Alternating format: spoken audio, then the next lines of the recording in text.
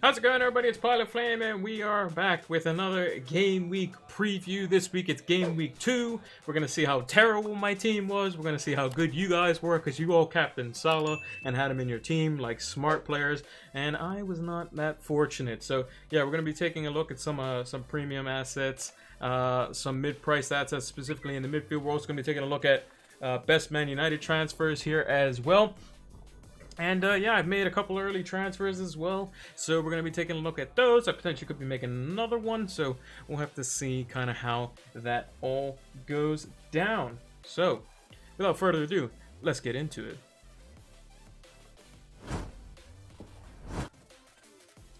Welcome to those in the stream. I want to thank Eddie. E-D-D-D-D-D-D-D-D-E, so that's a lot of D's, for following the stream. Much appreciated. If you haven't done so already, make sure to go give us a follow over on Twitter so that you can see all the content, what day it's coming out, what time, when the streams are, and that sort of stuff. We do post a gaming video on Sundays, and that's usually the Detroit Become Human VODs, for those that didn't watch us live. But the rest of the stuff, Monday, Tuesday, Wednesday, Thursday, for the time being, is going to be when we release videos. Friday, Saturday are going to be streams, and then the VODs go up on YouTube afterwards. And yeah, and then Sundays again is a repeat. I'm going to be putting the Game Week previews on Monday in the next couple of weeks, but I just got to wait for a few things before I could do that. So that basically once the Monday fixtures finish, we can immediately talk about it, because I know it's going to be a knee-jerk reaction to everything. We're going to be thinking about rage transferring, and I'm going to be here to just calm everyone down. Also, we will be doing a deadline stream tomorrow. It's going to be 1 hour before the deadline, which I believe is 5 a.m. EST, something like that. So yeah, be on the lookout for that. So yeah, some of the topics we're going to be talking about today, we're going to be, I see people transferring out players like Aubameyang and Trent after Game Week 1. I see wildcards in Game Week 2, although I think there's some merit to that. We're going to be talking about mid-price mids. We're also going to be talking about Salah if he's a season keeper. We're talking about Man United assets, and then we're going to be talking about the usual rundown of stuff that we do. So we look at my team, see how it did. We take a peek at how our predictions went, and we keep it a little tally as to what we do for that. And I'll tell you about the scoring system for that. So if you want to challenge or see how well you did across the whole season, I typically keep a little tally on this old notebook here. Got to start a new page, obviously, because we're here for Game Week 1. Last season had a few good weeks for predictions. And basically, the way it works is if you get the exact result right, you get 3 points. If you get a result right, so if let's say I predicted Spurs to lose 2-0 to Everton, but they won 1-0, I get 1 point. And if it's a draw when I predicted a win or something like that, then I get 0 points. But let's go on to what everyone wants to look at, and I don't think it's a very good thing to look at because this team didn't do too hot. So, only players scoring in my entire team were Robertson getting an assist, Werner getting an assist, and Aubameyang getting a goal and a clean sheet point, and that's it. Oh, and St. Maximin got a clean sheet point as well. So, some of the disappointments for the week, you know, Spurs is the main big one. You know, Southampton was kind of up there as well.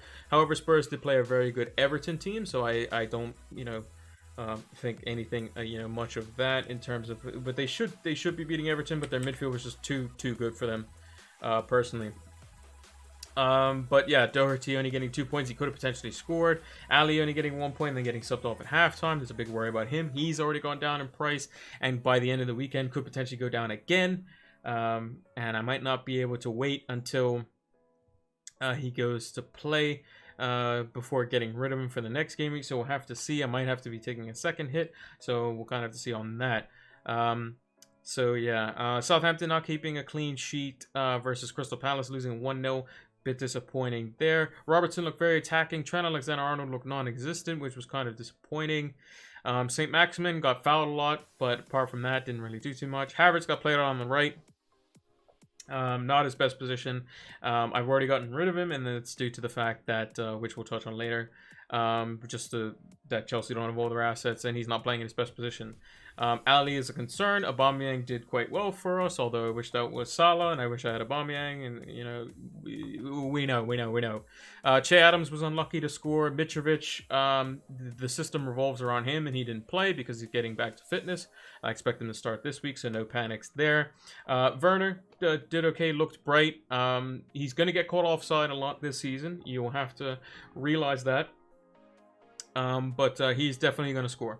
He will definitely score, and he's going to be fit for the Liverpool game. Lampard confirmed that pretty convincingly. So yeah, and the second best scorer of my entire team was on my bench, and Mitchell, who got a clean sheet. So yeah, a bit unlucky there, a bit unlucky. So a total of 37 points. We sit at 4.1 million, not the greatest. And yeah, we have one transfer, which we already made 2 so far, so we've already taken a -4 for next week. And yeah. Let's take a look at the scores here. So we had Arsenal 3, Fulham 0, and we'll bring across our predictions here as well to see how well we did. So we should be able to see those there. Hey, John Wick, how's it going? Just doing our predictions that we had from last week and checking them out. So I predicted Arsenal to win 2-0 over Fulham. They won 3-0, so we get 1 point. Like I said before, if I get the exact result right, so score and result, you get 3 points.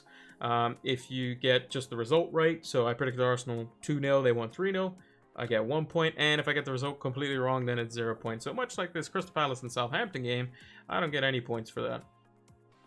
Liverpool, we said we win 3-0 over Leeds. They didn't win by that margin. They won 4-3, so a 1 point there.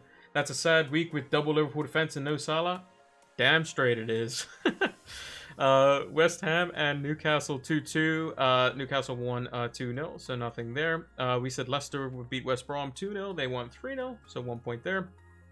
Spurs did not win 2-1 over Everton. They lost 1-0.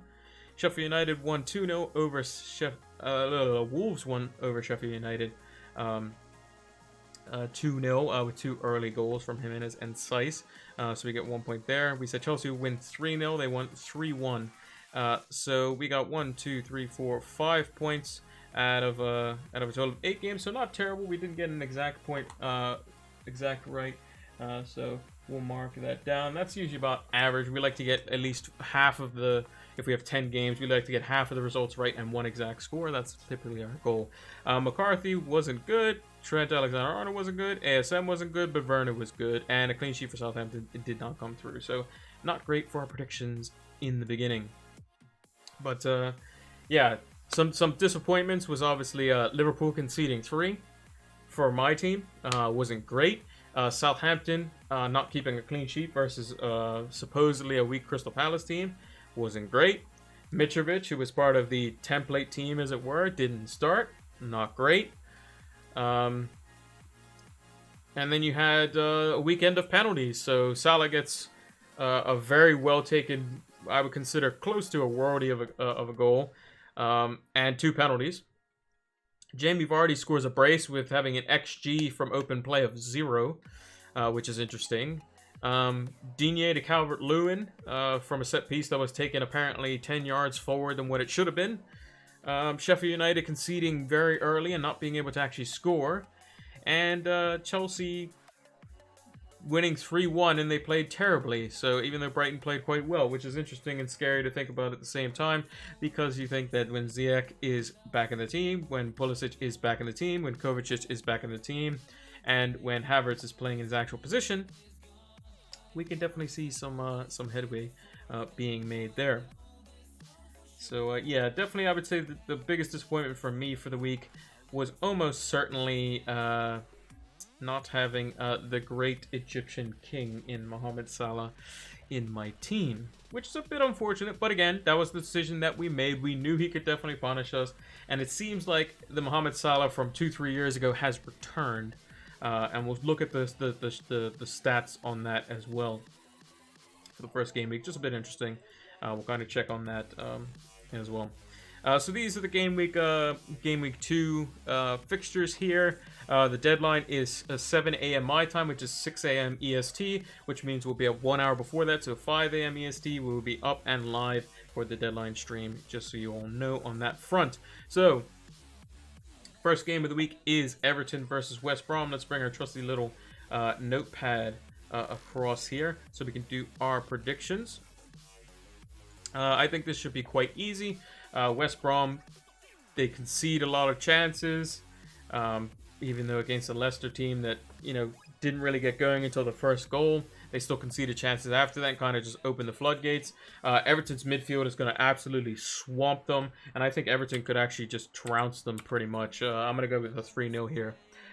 Leeds versus Fulham. I think this could potentially be an interesting game. Both teams are known quantities to each other, coming from the Championship. And I think that Leeds could potentially be quite good in this one. If they can score 3 versus Liverpool, then who knows how many they can score against Fulham. I think Leeds should win this one comfortably. I think they might concede, though, but I think that their fullbacks could potentially look to swing some crosses in. Create some chances, create some openings, create some space, and they get a nice, comfortable 3-1 victory. Manchester United versus Crystal Palace. I think they get off on the right foot. I think a 3-1 victory is on the cards for them. I just see Zaha potentially just getting a goal, or Eze, getting one potentially on the break when United, or it goes through De Gea's hands or something like that is probably going to happen. Arsenal, I think Arsenal have a good chance for a clean sheet this week. I think they should be quite well for this one. 3-0 I think is going to be a respectable scoreline on that front. And I think that Aubameyang hopefully does the business for us, because he is probably going to be the most captain player. I think he was also the most captain player last week as well, which is quite interesting to think about, because he had a higher ownership than Salah, which is really weird. Yeah, quite interesting. Southampton versus Spurs. This is a bit tricky. I think both teams could have potentially got something out of their games in the first half specifically. I'm going to sit on the fence with this one. I'm just going to go with a pretty stale 1-1. It's probably going to be something like a conceded, like a counterattack goal from Southampton, and then Southampton will probably win a set piece against Spurs, who are pretty weak on them. Newcastle versus Brighton. Now, this should favor Newcastle quite heavily. They like to counter on the break in Steve Bruce's style. Fraser's probably coming back into the team. St. Maximin will be in there. You have Wilson, who's gotten off to a great start.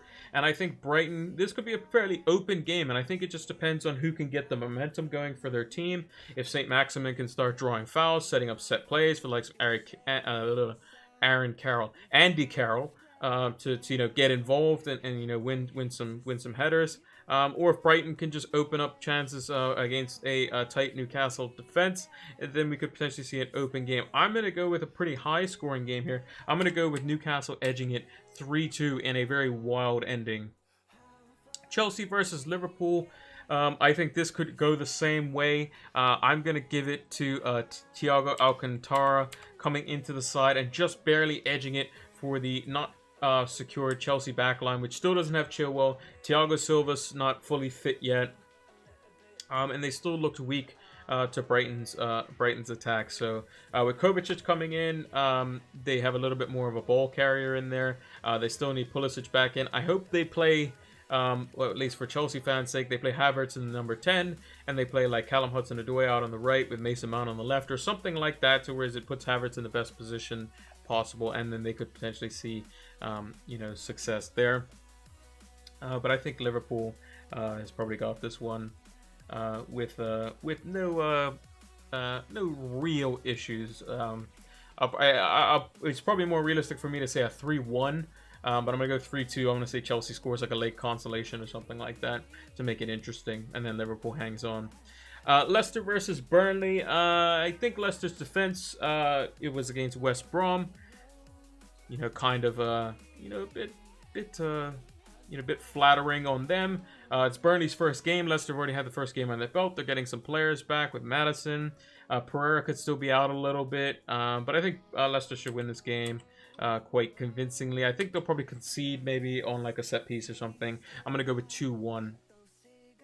Aston Villa versus Sheffield United. Sheffield United did not look good at all. Aston Villa have improved defensively.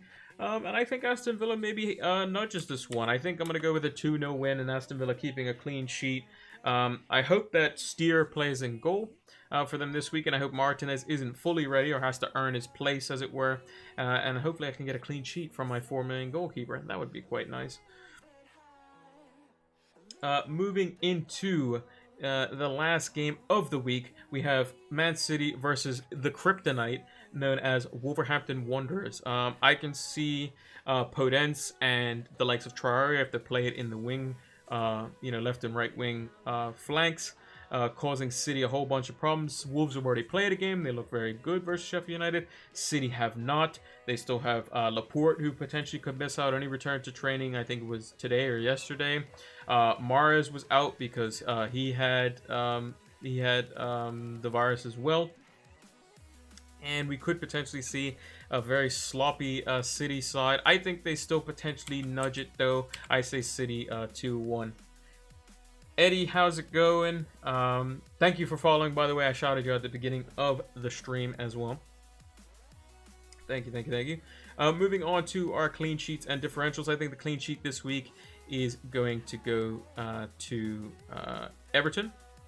I believe I predicted them for a clean sheet. Yeah, they're against West Brom. Of course they're going to keep a clean sheet. I just think that Pickford could potentially be an easy way into the Everton defense with 5 million. If you don't want to pay 6 million for Digne, he's a decent shot stopper on his day. He's better than Kepa, but that's not really saying much. But yeah, I think Everton clean sheet is probably looking quite good here. Goalkeeper this week, I'm going to go with Nick Pope, because obviously a lot of people are not going to have him. Maybe some people were wildcarding him in. I think that potentially he could get some save points. Maybe Leicester get another penalty and he saves that. I did predict Burnley to lose 2-1, but I think Pope could do quite well. Even versus Leicester. If they go into halftime and it's still 0-0, the typical Burnley fashion, they win a set piece, 60th minute. Wood gets his head on it and puts it in the back of the net. Then Leicester chasing the game, and Burnley are very good at kind of consolidating and kind of frustrating the opponent while just making easy saves for Pope. I think he could still get more, even if he does concede. I still think he can get some save points, because they're definitely going to be playing on the back foot. In defense, I've gone with Eiling. I thought he played very well against Liverpool. Unfortunately, up against the reigning champions of the Premier League, and conceding 4 obviously isn't ideal. Dallas did get an assist. They're up against Fulham, and I think even if they do concede, let's say Mitrovic gets a goal, I still think Eiling is definitely going to provide some threat going forward. And I think he's going to be very good at 4.5 million, even if he doesn't keep clean sheets. Because Leeds is going to be, controlling the game 100%. So, in the midfield, I've gone with a very differential pick here. I've gone with Fraser. I think he can line up on the right flank with St. Maximin up on the left-hand side. So, with a lot of people kind of pushing their focus towards St. Maximin, I think that Fraser could be opened up and kind of being the assister for Callum Wilson. I think he could be very astute in that position. And depending on who they put in, like the number 10 role, whether it's Almiron or somebody like that, we could potentially see some interesting things there for Newcastle, as they've been quite attacking. And then lastly, I think Ollie Watkins, a fantastic signing for Aston Villa. They've gone out and got a out-and-out goal scorer. They've gone out and got a goalkeeper. They've solidified their tactics defensively, has Dean Smith for Aston Villa, and I think that they're definitely gonna stay up this year from the early bits that I've seen. Jack Grealish just recently signed a new contract. He's there for the long term, and I think that there's gonna be somebody who's gonna be putting the balls into Watkins. I think he's gonna be quite good. So those are my differential picks and scores for the week. I'll just maximize them a little bit here so that we can just get a little screenshot of them. So yeah, it's gonna be I think it's gonna be quite a heavy goal scoring week. So Man United coming out of gates versus Crystal Palace. They're going to put them back in their place, hopefully. Leeds versus Fulham. Everton versus West Brom. Arsenal versus West Ham. I think probably the most boring game of the week, unfortunately, is going to be anyone who's a Saints or a Spurs fan. I don't think that's going to be very exciting. The rest of the games could probably see a decent bit of goals in there, so we shall have to see how that plays out. Also, if you haven't done so already, make sure to follow us here on the stream. We're going to be doing a deadline stream tomorrow, 1 hour before the deadline. So the 1 hour before the deadline is 6 a.m. my time, which is going to be 5 a.m. EST. Just remember, 1 hour before whatever the time is for the deadline. The deadline is usually here next to the game week number. So let's take a look at my team, and we can start to talk about some of the topics. And if you have any questions in the chat, feel free to ask, and we can discuss. So as you can see, I've gotten rid of Havertz, who was in my team last week, and I've gotten rid of Che Adams. Now, the reason I've gotten rid of those two specifically is because I think Mitrovic has is going to potentially provide a little bit better in the longer term. I think he's going to be staying in my team pretty much up until week 9 for the most part, only having somewhat of a bad fixture versus Wolves away. And the rest of them, he could definitely score. And even Everton at home, he could definitely score. And Sheffield United away is not an FDR 4 from what I saw. So I definitely think he could provide something there. So I chose to get rid of Che Adams, even though I definitely think he can score. And I think he was unlucky too. But the reason I had to get rid of Havertz over Ali was mainly because I needed that extra 0.5 to bring in Calvert-Lewin. And John Wick says Havertz is going down today. Yes, I believe he is. So that's something, I got rid of Havertz already. I got Calvert-Lewin in before he price rose. I still have Ali, who went down in price, which is unfortunate. I may have to get rid of him. So if we look at let's look at the fixtures again. So Spurs don't play until, they don't play until Sunday. So Everton play on the Saturday. So if Ali doesn't go down tonight, I have to pay attention to see if he's going to go down the following night, and if he doesn't, then I can keep him in, see how he does. If he goes bananas, I might keep him for the next week, and he might go back up in price. Who knows? But the likelihood is he's probably not even going to start this week, which is a bit unfortunate. Because I'm thinking about James Rodriguez as a potential replacement for him as well. That would require a hit, which is a bit unfortunate. I just have to hope Burke comes on, because I'd rather not have Mitchell against United if he's going to concede 3, which would not be ideal. Aaron Havertz was planning for Mahrez. The only thing I would say about Mahrez specifically is that he's coming back from being in quarantine. He wasn't training and has been in training for a few days now. So Mahrez is the type of guy where I think his fitness is just ridiculous. Like him and Sterling. Pep's come out and said it before, like the fitness is just absolutely ridiculous. I would also kind of, like this week, I don't think a City asset is like all that mandatory because they are against Wolves and it could be a bit troublesome. I'm curious to see how many minutes Foden gets, because if Foden is going to be playing in like the midfield 3 with like De Bruyne, then he's going to be pretty astute at 6.5. So that could be something that we kind of look at. But captaincy this week, I think, is pretty straightforward. I'm going with Aubameyang. I think he's the best captain this week. The guy who got the most points from captaining players last year, I think he got 31 captaincies who returned, and only 7 didn't. And he's going with Aubameyang this week, so I'm going with what he says. So I was considering Fernandes, who I brought in. We're just going to go with him. I could have gone with Che Adams out and brought in Martial for exact money, and then dropped Havertz to somebody else. But I think this is better, mainly because I like Fernandes, because his XG and XGA were similar-ish to Rashford's from open play, even though Rashford's form was worse and Fernandes was on fire. I just think that United are going to get a lot of penalties. Like, people think, oh, United got 12 penalties last season, 14 this season. But they could easily do that again, because there's a thing called VAR. I think that it's just one of those where United is just... They have so much pace up front. And when you have pace, you can get a lot of penalties. Did I do a -4? By my math, yes. Yes, I did. Because you only obviously get one. You only get one transfer to start the season, and I transferred 2 people out. So, yes, I'm also considering, like I said, Ali out for James Rodriguez as well. That could potentially be an astute long-term signing, but I kind of want to wait if I can, potentially, because Ali could come back against Southampton, who were quite poor, and do well. So, yeah, I think that's pretty much it on that front. But in terms of like some of the topics that I wanted to talk about, so mid-priced midfielders was one thing. So unfortunately with Chelsea, a lot of their mid-priced midfielders are out, and we kind of want to be looking at them when they're fully fit. So like Ziyech, I think for 8 million could be an amazing value. If he was fit and playing, I would have Ali out and him in, no problem. Even if it was to bring in for Liverpool. Would I consider DCL for a huge captain differential? I just think that it would be a differential, but I don't think Calvert-Lewin is that guy to just score, 2s and 3s. I think he could score. He'll definitely score, but I think having him in the team is potentially already differential enough. He's 12.5% owned.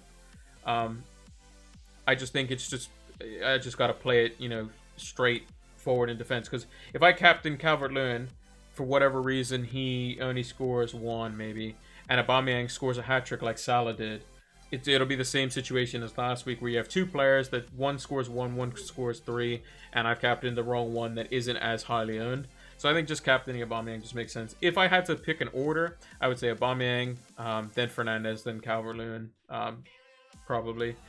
But I think it just makes sense to captain Aubameyang, because Arteta also said that he's also still on penalties, which is what we want. We definitely want him on penalties, because it makes him have more goals, and he's going to be definitely taking penalties so that he can increase his goal tally, because he definitely wants the golden boot back after sharing it the season before last and missing out on it this time. And I think he definitely has the grounds to do so. But I think captaincy is pretty straightforward this week. If you have Aubameyang in your team, you captain him. If you don't, then I would say probably United is probably the best. Richarlison could have scored a hat-trick against Spurs, potentially, so he might be if you had Calvert-Lewin and Richarlison, I would say Richarlison potentially is better. There's a bunch of different people. You could just captain Salah every week and just see what happens, because he could easily score versus Chelsea, because they don't have a fully fit, defense. Reece James is still not the greatest defensively. Thiago Silva's not in the team yet. They're probably going to have to play Alonso, because Zappacosta's going. I'm not sure about Emerson, if he's gone or is going. There was rumors that he was, so we'll have to see. We'll definitely have to see. But, yeah, I hope Ali plays, does well, goes back up in price. Then I can get rid of him. Or maybe keep him for Newcastle at home. We'll have to see. Maybe if he doesn't play, then he's gone. It's straightforward. I see him not in the squad at all. He's in Mourinho's doghouse, and that's it. We'll be taking another -4 next week, because we'll be getting rid of Aubameyang as well. And that is probably going to be back for Mohamed Salah when he goes to play Arsenal. And he's probably going to be my captain next week too. So we shall see. Although Fernandes is an interesting prospect, as Fernandes, Rashford and Martial score more at home, whereas Fernandes scored more away from home. And up against Brighton, which they put 3 past when they played him at the Amex last season. So could be interesting. Timo Werner is also a potential shout as well, because they have a West Brom away who shipped 3 goals to Leicester. Current team: Ryan Nyland, TAA, Kyle Walker-Peters, Justin, Mitchell Ferguson, Salah, Aubameyang, ASM, Havertz, Burke, Mitchell, Werner, Martial. Already Danny Ings to Martial. Since Havertz is going down. Should I take a hit? It depends on who you want to get in, right? So my whole purpose of this was because I wanted to definitely get Fernandes, and the only way I could get Fernandes and Calvert-Lewin in, those were the two players that I definitely wanted, that I liked going into this weekend for the long run, was mainly because I needed that extra 0.5 from Havertz. If I could have got it with Ali and one of my 6 million forwards, I would have done it, but I couldn't, unfortunately. Havertz going down in price isn't necessarily a bad thing, right? Because we could see Havertz in the number 10. He could easily score versus Chelsea. Yes, he had a rough debut. It's not the end of the world. Because you have to also look at the longer term fixtures. You're thinking, well, who's going to come in that's going to have better fixtures than potentially Havertz in the next, like, 3 or 4? Specifically the next 3, because international break after 4. So West Brom away afterwards. Crystal Palace at home. You know. There are arguments for both sides. If it's not like, you know, somebody that's going up in price and you definitely want your team and has a good a good fixture this week and next 3 fixtures. Like, if you're getting rid of Havertz and you're bringing in James Rodriguez, I can definitely see that as a viable, you know, something viable there. I can definitely see it. If you're bringing in Havertz and you have money to go to Rashford or Fernandes, sure, that seems perfectly fine too, because again, United's fixtures are really good, all the way up until December basically. You know, they have Arsenal and Chelsea, but they're both at home, so you have to think that there was actually for those that watch a bunch of FPL podcasts. So there's one with the 2 FF Scout guys, Az and Mark, called FPL Black Box. There's a thing at the very end of it, so I'd encourage you to go watch the whole thing. But at the very end, Mark goes through a bunch of different questions to ask yourself as to why you should why you're thinking about transferring somebody out. And one of those things is it worth? If you're doing it for a hit, is it worth the hit in terms of how long are you going to have them in your team? If you're bringing somebody in just to get rid of them the next week or something like that to go back to Havertz, then you might as well just keep Havertz. If you're doing it for somebody long term, so if you're saying, you know, I'm bringing in James because I want him against West Brom, Crystal Palace away, Brighton at home, you know, Southampton away, Newcastle away, Fulham away, Leeds away. Like, if I want him for all the way up until game week 10, then yeah, sure. But just be, you know, just remind yourself that by game week 5, 6, 7, 8, Chelsea's fixtures are okay. And you could have the likes of Ziyech and Pulisic back in there. And Ben Chilwell will probably be back then. So they'll have, like, basically a full team. They won't have Kepa in goal because they'll have that goalkeeper from Rennes. I can't remember his name. Mendy or something like that, I think his name is. He'll be their starting goalkeeper, because as much as, like, if there's one thing that I've learned, managers are liars. They don't tell the damn truth about anything. Unless they have a very, very, very, like, depressed look on their face. Like, a very, like, sad look on their face. And it's usually about somebody who's injured. If Lampard, like today when he came down, he goes, yeah, Pulisic isn't ready, da-da-da. Like, he got, like, caught with his hand in the cookie jar when he was saying, oh, yeah, he's in contention. Well, he lied about that. But, like, this week he just came with a straight bat and just said, like, Werner's fine. You know, these guys are out. Boom. Same with Ole Gunnar Solskjaer. He's bad with it, too. He doesn't tell the truth either. Eddie Howe was the same way. Didn't give any information. Pep, same thing. Which is why, after this week, we're going to be getting back to a Pep Roulette, which is a series where we try to guess Manchester City's lineup. But I wanted to wait until they played their first game before we did that again. But yeah, you can go with John Wick's suggestion if you have, you know, no, Mars is the exact same price, so yeah.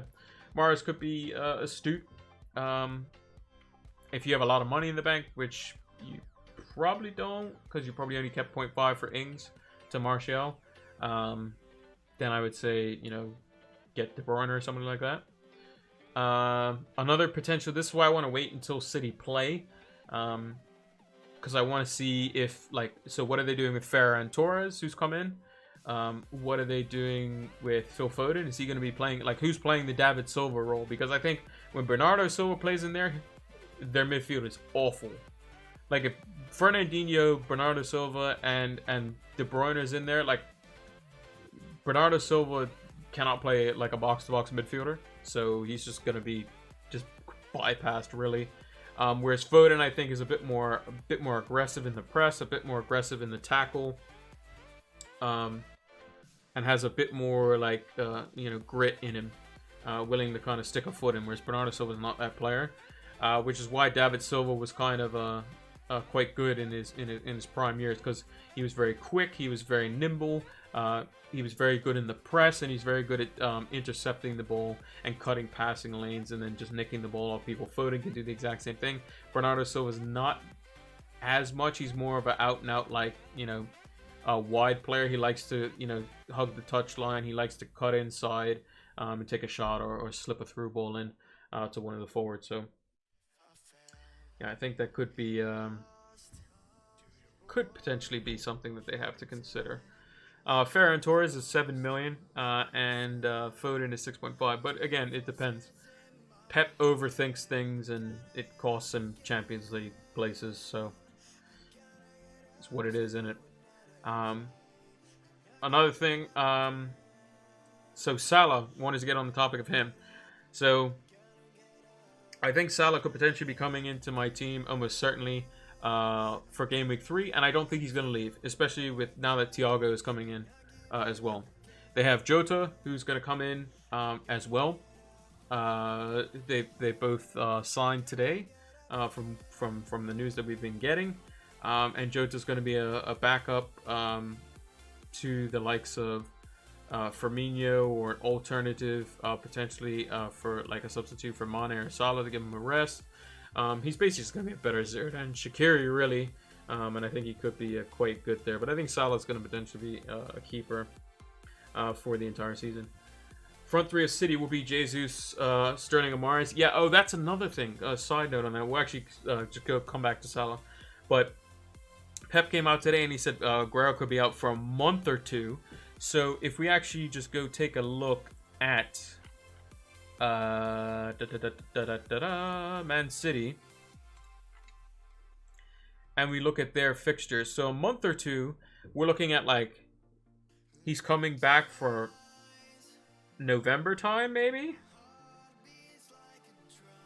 and Aguero might not come back in right away, might make a bench appearance.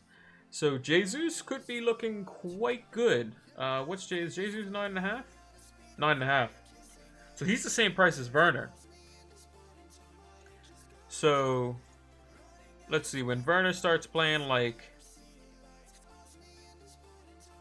Chelsea's fixtures aren't that bad, honestly. But yeah, I think City's normal front three will be Jesus or Aguero, whoever's fit, basically. Sterling and Mahrez in most games. Midfield three of De Bruyne, Fernandinho, +1. Left back could be, they have 10,000 of them. Right back will probably be Kyle Walker. One of the center backs will be Laporte, and the other center back's probably going to be Koulibaly if he comes in. If not, it's going to be probably Nathan Ake in most cases, I would think. But we'll have to see. I think they really, really want Koulibaly. So we'll have to see. But Napoli's playing hardball, and City are still kind of a bit pissed off at the whole Jorginho deal. So we'll have to kind of see how that kind of unfolds. But yeah, getting back onto Salah, I think that he's one of these. If he keeps the form up like he's been doing, I'm just gonna bring up the. So this is the shots. This is Joe from FF Scouts shots table. Let me see if I can maneuver it over a little bit so you can see a little bit more of it. There we go. It's probably a little bit better. So the only thing you can't see is expected. Oh no, you can see expected goal involvement. Okay, cool. So Salah had 8 shots inside the box. Now 3 of those were on target. But again, and his non-penalty XG wasn't great.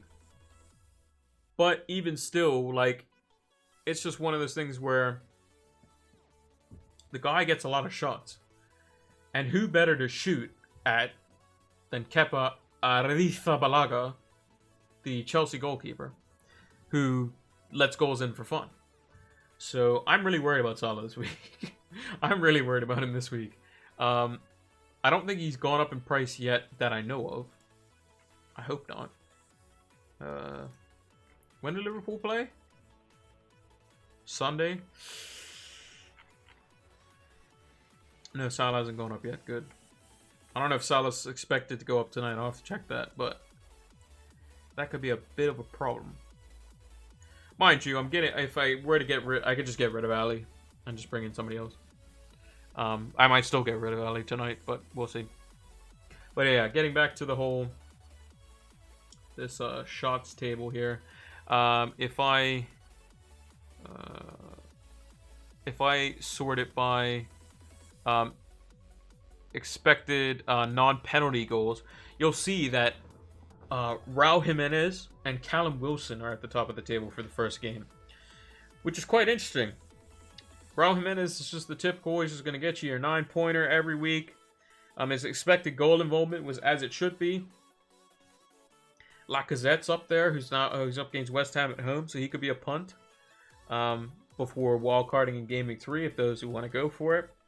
Zaha was up there, 0.86 expected goal involvement. Willian, he was expected, his expected goal involvement was 1.09, but he got 3 assists, so quite fortunate there. Harvey Barnes was kind of unlucky. He was 0.78 in terms of his expected goal involvement. Another potential, outlier there. Richarlison, 0.77, had 5 shots inside the box, but only 1 on target. He could have had an easy assist too if he would have just squared it to Calvert-Lewin. Werner had 5 shots, 1 inside the box, but his expected goal involvement wasn't very high. Mind you, Chelsea was quite poor. If you look at Aubameyang's non-penalty, 0.23, so wasn't very involved there. But again, he's on. He had a 1 shot cut inside and scored, and he could be on penalties too. So, or he is on penalties rather. So and then you got the likes of Castagne, Saiss, who are up there, getting shots off.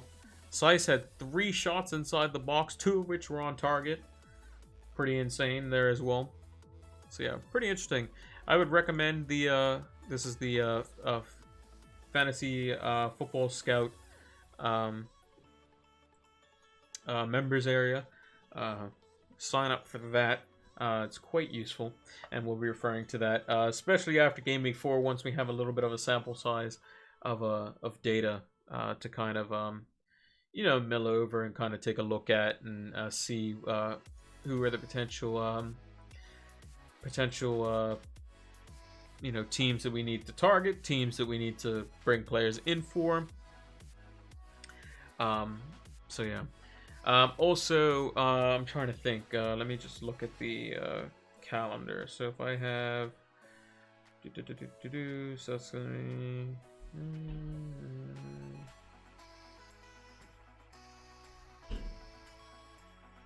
Just trying to think of what videos I'm doing for next week. So it's going to be a pep roulette next week. There's definitely going to be captaincy video as always. There's going to be a buy, hold, sell as always. And I think the other video is going to be wildcards for Game Week 3 as well. I believe. Because a lot of people are wildcarding because City's fixtures start with Leicester at home from Game Week 3 onwards, and they're a little bit better.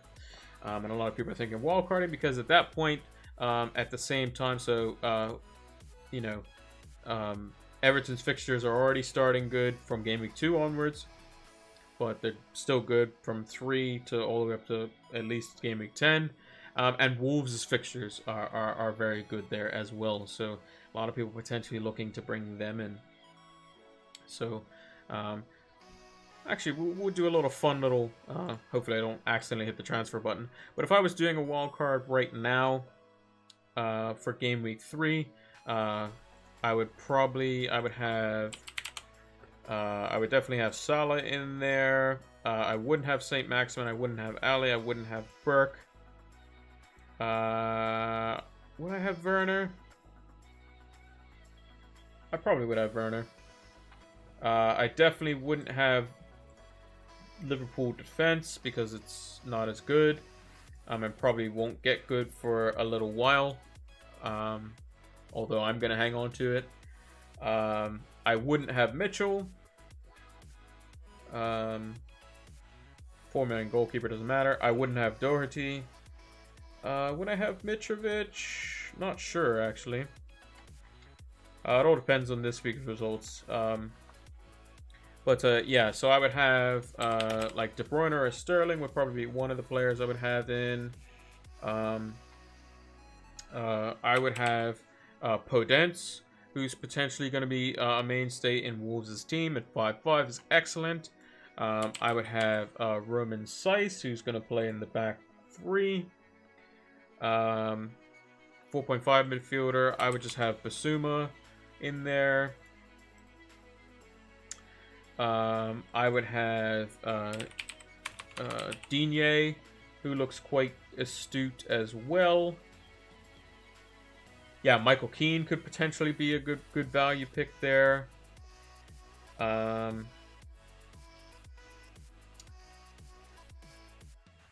Just trying to think.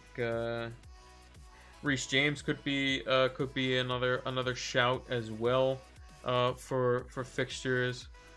I mean, I don't really need to have, like, Werner's good for probably the next couple. But maybe Jimenez is probably better for this run potentially. Tellez or Reguilon, yeah, it depends on if they're definite. Reguilon's not in the game, and neither is Tellez, because I don't think Tellez is actually signed yet. I know Reguilon has. Bale could potentially be in consideration. I think McCarthy's still probably perfectly fine. Although I think that potentially Ryan could potentially be better. Not really. What about how are Aston Villa's fixtures? They're not terrible, to be honest. Mind you, they're pretty good in here. Potentially some rotation there. Just trying to think who some 4-5 midfielders. Oh, Lamptey from Brighton. Forgot about him. He played excellently. Product of the Chelsea Academy, and he has pretty good fixtures. And then we just need to find another defender who we could potentially rotate with. Guaita, are Crystal Palace's fixtures okay? They're not bad, They're not bad. Not bad. But Guaita, I think, is 5 million.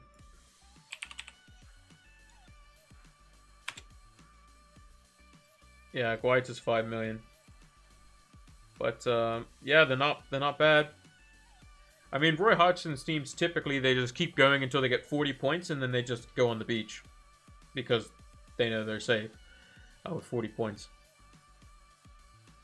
But hey, yeah, let's put him in there. That would be an interesting prospect. Now, if you haven't lost 0.1, like I have, you'd be able to bring in a 5 million player here. So I'm gonna do that just because.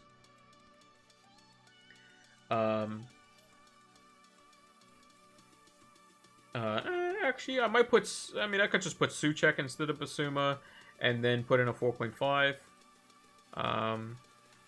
But again, it's just one of those. James Justin's probably still good for a few, potentially. These could be some clean sheets in here with Aston Villa and West Ham, and potentially Burnley. So he might be someone in there. I'll put him in there for now. If you want to go for more of the safe pick, I think Cody is probably safer than Seiss, because you know he's going to play every game. It's just he never does anything.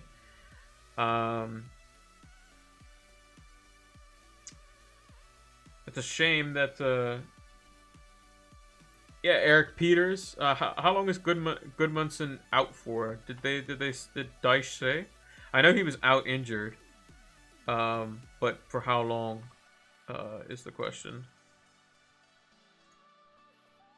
Because if he's out for a significant time, then yeah, Peters probably comes in. And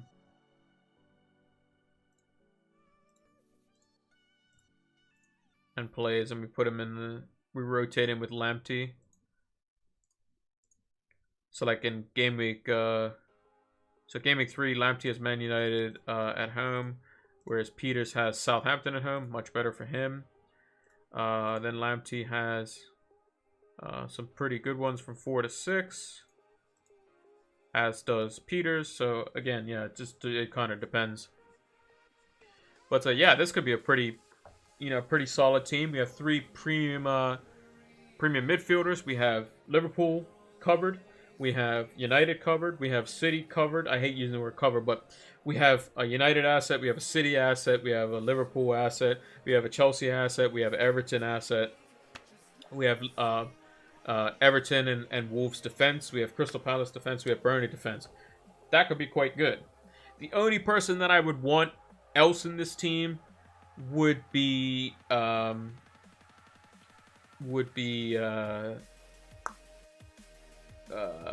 Jimenez would be the only other one. So we can make some sacrifices elsewhere potentially. So we can go for, if we wanted, trying to see if we can, so maybe Reece James comes in, we get Jimenez here, and then we have 2.4, which means we have 8 million. Trying to think if there's any place that we could drop. If we had a 4-5 goalkeeper and we didn't lose value, we could have in Havertz or somebody like that if we wanted to go that way. So there's many different ways you can do it. But yeah, pretty interesting. I think wildcards in Game Week 3 are going to be super powerful.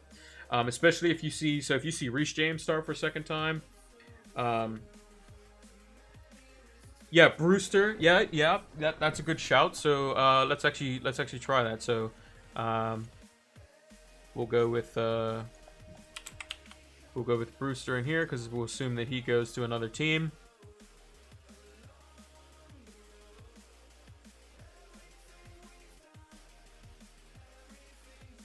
Yeah, you could potentially bring in Zaha. I don't like Crystal Palace's attack. I like the defense though. If they get players back, we know Guaita's is going to make a lot of saves. If Bale comes in at 9 million, I'll just get Son. But if Bale comes in at 9 million, which he probably will do because he's going to be the same price as Son, I would think. You can go for something like that. That could be interesting. And then basically what you do is you play Seiss, Reece James every week. Pretty much. Because you want Reece James again. He's a 5 million midfielder, basically. Grealish. Yeah, Grealish is another one. So if we wanted to, we could go for Grealish and Grealish Zaha. Like obviously I've lost 0.1 on Ali, but not everyone's gonna have lost that. So you can go for something like that. We could easily just play 4-4-2 as well. That's another option.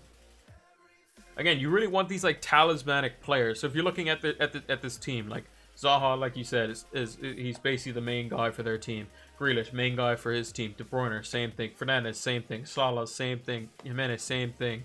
Calvert-Lewin kind of spreads it around a little bit. Seiss, he's a defender. Yeah, Foden as well. We can get Foden. Again, if Foden gets a significant number of minutes. Ferran Torres also comes in at 7 million. There's many different things we can do. Now let me hit reset before I transfer those and take a minus 44, which wouldn't be good. That would be a bit too many points for me to spend personally in the beginning game week. But yeah. So this is the lineup I'm pretty much gonna probably go with for this game week. Captain Aubameyang for sure. It's just a matter of if Ali will make way. I'll have to just kind of pay attention to the price. I don't think he's supposed to go down tonight, but it could happen tomorrow. So I'll have to pay attention to that. And yeah, it would be bad if he goes down twice. But I can always just, like, if I think that he's gonna go down, I would have seen Everton already play. Yeah, I'll just have to kind of play it by ear. It's a bit tough because I don't want a player to go on twice.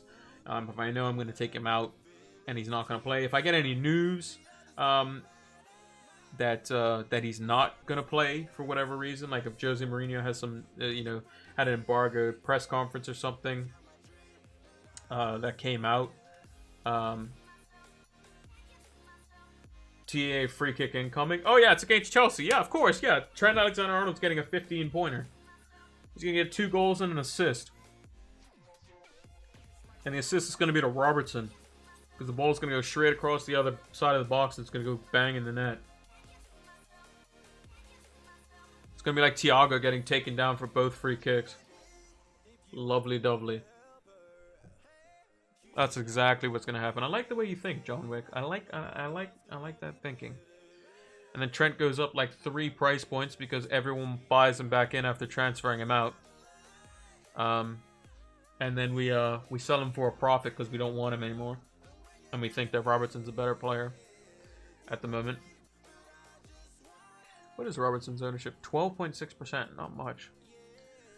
Not much at all. But yeah, the only worry I have this week is Ali not starting. If Ali doesn't start, I just have to hope Burke comes on for something because I don't think Mitchell's going to keep a clean sheet. I would like Steer. I would like Steer to play. Matthew J, how are you doing? How is it going?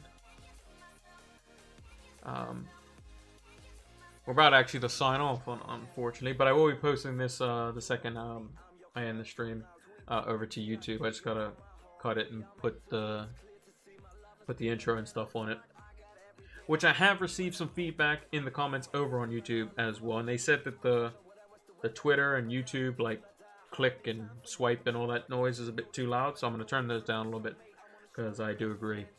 For some reason they went up. Not sure why. But we'll get it sorted.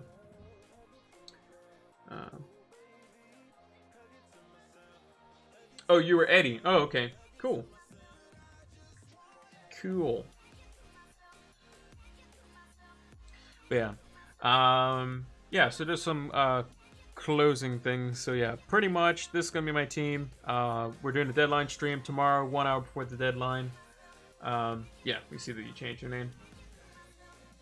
Cool stuff. Yeah, we're doing the deadline stream tomorrow. It's 1 hour, whatever time zone you're in before the deadline.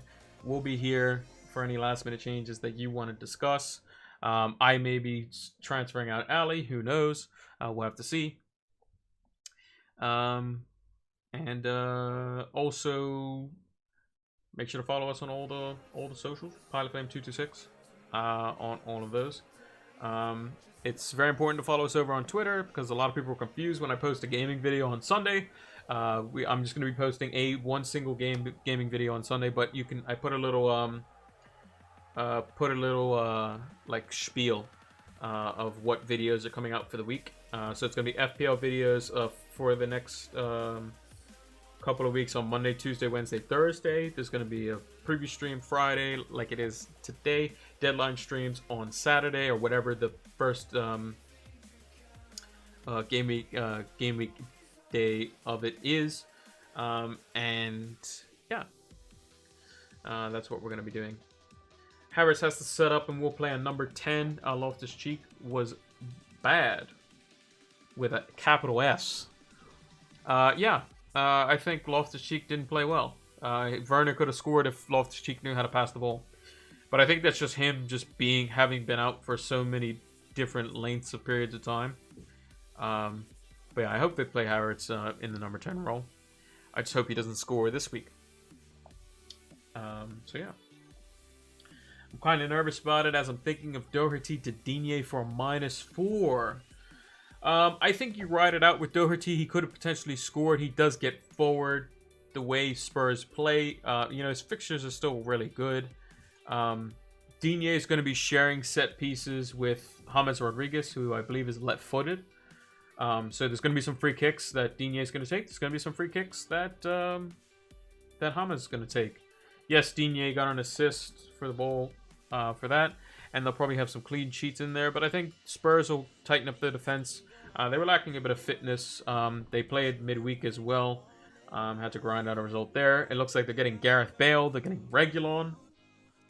So some more solidity there. And they're also looking up for a backup striker. So I would say just wait on Spurs for a little bit. Aurier will start. Doherty played midweek. I'm not so sure about that. Because if there's anything that I know about Jose Mourinho...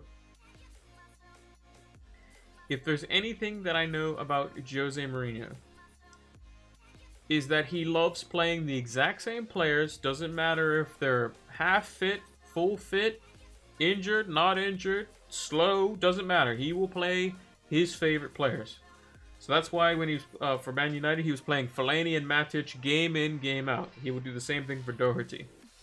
Plus, Doherty's getting back up to match fitness as well. So I think he would definitely play. And I think Aurier could be out the door as well. Bale is injured for a month minimum. Are you saying that he's injured he's injured right now, or he's usually injured for at least 1 month out of the season? I would agree on the latter statement, that he's typically injured out for a month or so. He's like Aguero, really. He's like Aguero. He's like Kane. Yeah, he's usually out for a month at some point.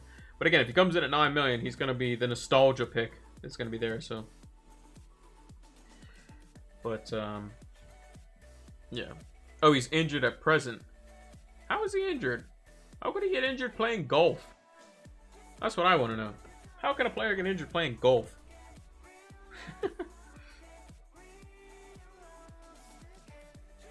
Yeah, he has Reguilon coming in as well. But I think that... Oh, he got injured for Wales. Okay, well. Is what it is.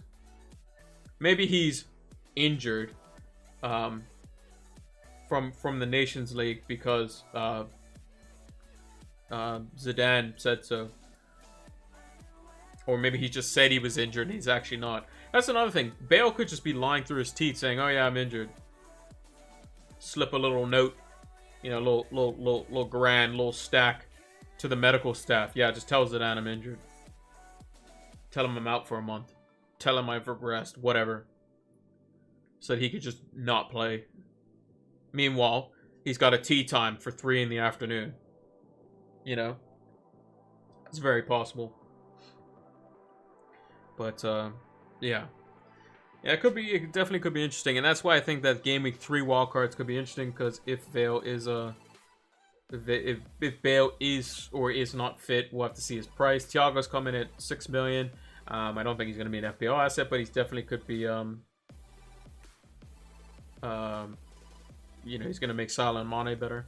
Won't be much more than Son. I think they might put him at 9.5, but I wouldn't be surprised if it was 9 million, just to make that trade-off. Kind of same with Havertz and Pulisic. They're going to be 8.5, because they're like the main players or whatever. But practicing too much golf on the course, yeah, I don't understand how he could potentially get injured playing golf. Unless he went to go pull a club out the bag and the bag fell on him and then he got knocked over and into the golf cart and then he rolled down a hill. I don't know. But I mean, he's got enough money for somebody to drive the damn golf cart for him. He's got enough to pay for a golf cart that drives itself. The dude makes 600 grand a week. It's ridiculous. And apparently Tottenham's paying half of that. That should be interesting. But yeah, that's going to do it for the preview stream. That's going to do it for the preview stream. So yeah, we're going to be here tomorrow for the deadline as well. Make sure to give us a follow and subscribe over on all of the different platforms. Links are also in the description below. And by the way, I don't know if I mentioned it, but the best Man United transfer is the man to buy that way. Him. Bruno Fernandes, in my opinion. I think Martial is a close second, and Rashford is third. But yeah, Liverpool has done some serious business. As you're a United fan, are you confident with Sancho? I am not confident with United signing anybody. I would not be surprised if the signing that Ole Gunnar Solskjaer is telling us that we're potentially going to be getting is a new brand deal. That's how confident I am. I don't expect anyone to come in, and I expect United to go into the season with who they have. And I think that the only other signing that we might get is Josh King, and that's just because we were rumored with him last time. So happy with what we've done. You'll never walk alone. I'd rather walk alone. No Liverpool. Nah, Liverpool's done great business. They brought in a backup that they can rotate for Robertson when he needs a break. They brought in Thiago, who's done well. They brought in Jota, who can play across the front line. I think it's fantastic business what Liverpool have done. Like Alex Ferguson said, or always did, when you're on top, you gotta buy a little piece here and there to stay on top. So what did Liverpool go out and get? They got a ball playing midfielder who retains possession and can create from midfield. Who presses well. Fits in Klopp's system perfectly. Especially if Wijnaldum goes, he just slots straight in. So you have Keita, Thiago, Henderson, or Keita, or Henderson, Thiago, Fabinho. They brought in a backup for Robertson, so if he needs a game out, they can bring him in. And then they brought in Jota, who's a bit more quality coming off the bench, can be played in the cup games, can be played as something different across the front line to Firmino.